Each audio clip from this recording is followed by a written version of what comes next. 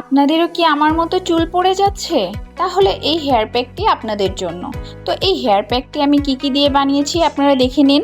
প্রথমে আমি একটি বাটিতে নিয়েছি চা পাতি, তারপরে নিয়েছি কালো জিরা, আর নিয়েছি সামান্য কয়েকদানা মেথি। এটা আমি সারা রাত ভিজিয়ে রেখেছিলাম। আর কালো কেশরের পাতা দিয়ে আমি রেমেডিটা বানাবো। সাথে ছিল পেয়ারা পাতা, আর ছিল জবা ফুলের পাতা, আর ছিল দূর্বা ঘাস, আর সামান্য কয়েকটা ছিল তুলসী পাতা। তুলসী পাতাও চুলের জন্য অনেক উপকারী। আর ছিল 2টি লাল জবা। লাল জবাটাও চুলের জন্য খুবই উপকারী। তো এইগুলোকে আমরা পেস্ট করে নিয়েছি। এখন পেস্ট করার পর ঠিক এমনটা দেখা যাচ্ছে। তো পেস্টের মধ্যে আমি আরও কিছু মিশিয়েছি, সেটা ছিল আমাদের অ্যালোভেরা জেল, যেটা আমাদের গাছ থেকে পাতা তুলে সরাসরি আমি এটা ইউজ করেছি, কারণ এইটাই বেশি উপকারী মনে হয় আমার কাছে।